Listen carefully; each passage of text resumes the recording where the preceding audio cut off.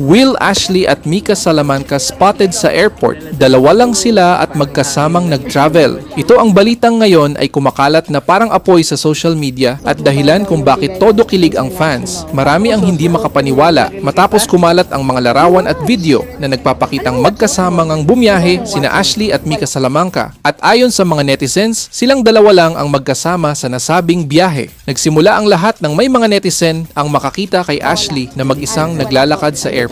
Simple lang ang suot, walang kasamang entourage at kalmado lang habang bitbit ang kanyang gamit. Dahil dito, agad na nagtaka ang mga fans, saan kaya papunta si Ashley? Bakit mag-isa lang siya? At bakit parang may tinatago ang eksenang ito? Hindi nagtagal, pumutok ang mas nakakakilig na balita. May mga larawang biglang nagsilabasan online kung saan makikitang kasama pala ni Ashley si Mika Salamanca sa parehong airport at sa parehong biyahe. Dito na nagsimula ang matinding kilig ng fans dahil ayon sa mga nakakita, halatang magkasama sila at relaxed ang vibes ng dalawa. Agad itong naging hot topic sa Facebook, X, TikTok at YouTube.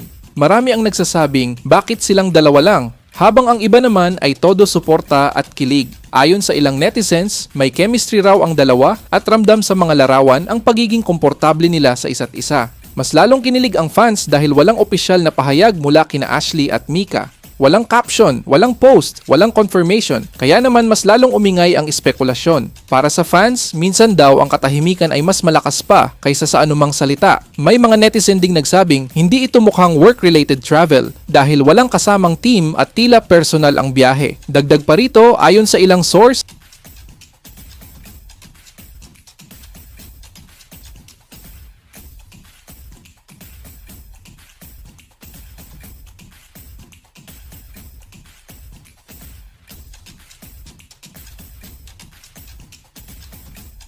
magkatabi raw umupo ang dalawa sa airport at may mga sandaling nag-uusap ng tila very comfortable sa isa't isa.